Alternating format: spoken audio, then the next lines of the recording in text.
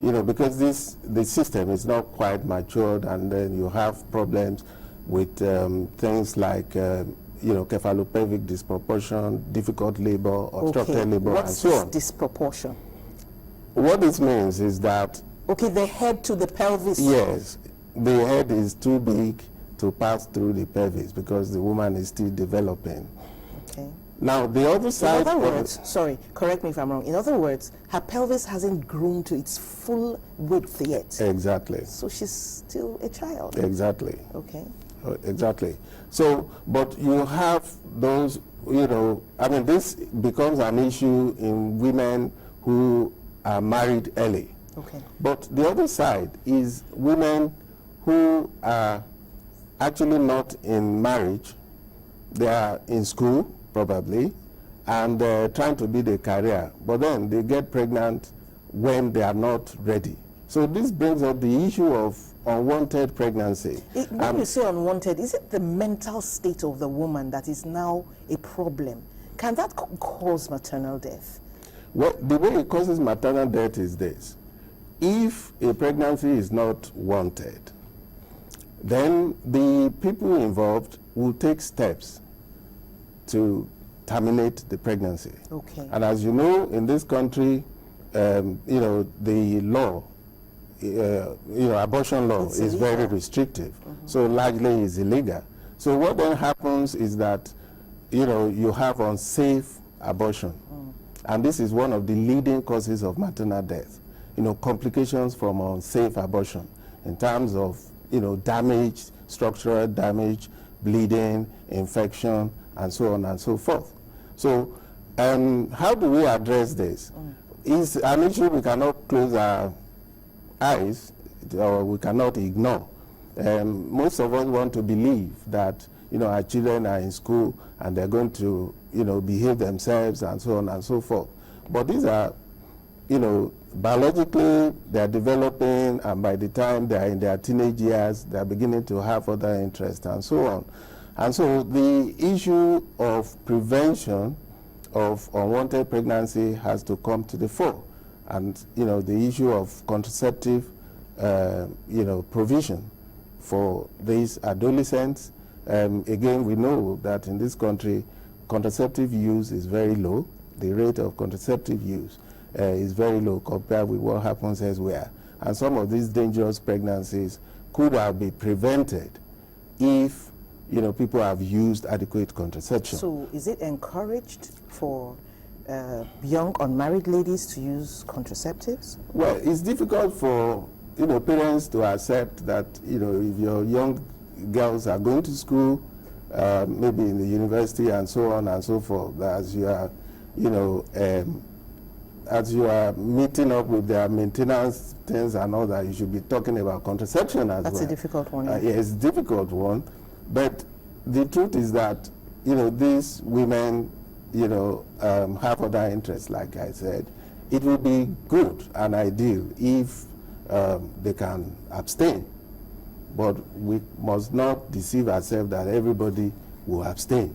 So for those who cannot abstain, there must be a provision for them to access effective contraception so that they then don't become victims of unwanted pregnancy. That means that alongside with that, there has to be education of these younger ladies. Education of the ladies, of parents as well, and attitudes. We cannot, I think it's just like burying our heads in the sand, to think that, I think most parents just don't want to think about it.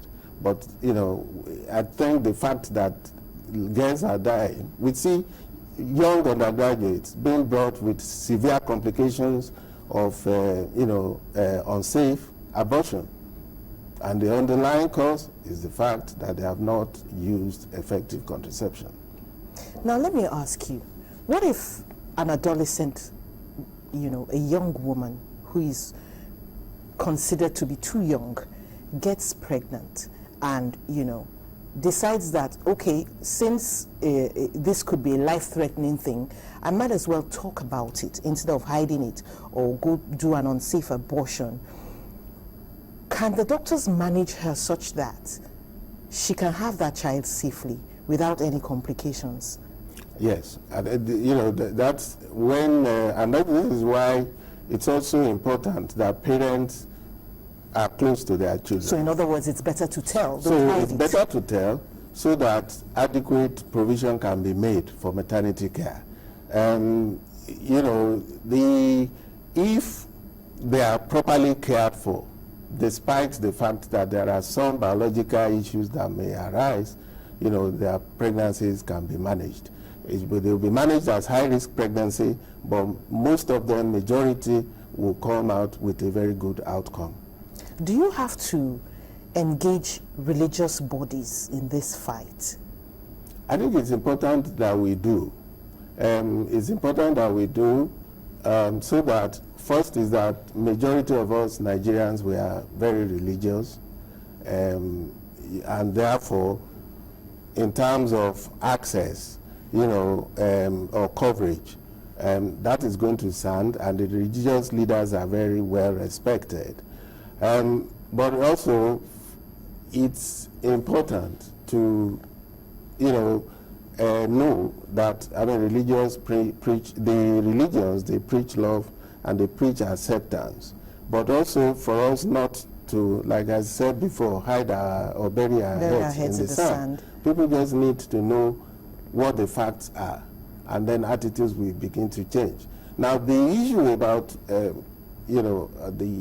issue about unsafe abortion, for instance, we can revisit quickly, is the fact that when parents know these things, for those who have the means and so on, if the decision, of course, this is an individual decision and can be very difficult. Even though we say that abortion law is restrictive, abortion is illegal, they know where to go and have their termination done safely. So there are cases where it's advisable to actually terminate the pregnancy? Well, not on the basis of, there are cases where if the mother's life is threatened, okay? But in other countries, like in the UK, for instance, they've had a very liberalized abortion law since 1967. And they could demonstrate that their mortality rate, especially mortality from unsafe abortion, dropped significantly after that. But people will tell you that if you have that here, it's like encouraging the girls to go all out. Well, again, I'm not a protagonist or a preacher of abortion on request. But it is a delicate... But it's a delicate subject which individuals will have to deal with. Now, I don't think that, necessarily providing access and so on would necessarily mean that people would then become promiscuous. I think what we need to face is the reality that, yes, we should teach our children, we should encourage them to, preserve themselves and so on, and there are so many benefits towards that. But we must be realistic that they don't always keep to those rules. Now, I don't want us to end this program without talking about the care of women after they've had the baby, because the statistics also say that maternal mortality isn't just when a woman is having a baby, but after she has had the baby. How so? The baby's already out, so what's the problem? Yeah, the maternal mortality is defined as death up to 42 days after the baby has been born. 6 more weeks. 6 more weeks. And it means that the issue of childbearing demands continued vigilance. For instance, even things like eclampsia, the fact that somebody has had a baby does not mean that around the period, especially the immediate period, that you can lose your guard. Can you give us common language for eclampsia? Eclampsia is when a woman who was not previously hypertensive develops hypertension and also fitting. That's she starts to convulse. Yes, starts to convulse. So she could have it a second time. She could have it even primarily after the baby has been delivered. Then infection is also a big one. Sepsis tends to, in fact, be commoner after the baby has been delivered. I think in other places they have a program where even when a woman has been discharged from hospital or health facilities, the midwife has goes there to monitor them and you know, the make sure- midwife. yes. We didn't even go there, but we can't go there anymore. Our time is up. Thank you so much for coming. It's been such an engaging discussion. Thank you very much. Thank you for being with us. Next time, maybe we'll get some calls in. But meanwhile, ponder on these things and have a great day.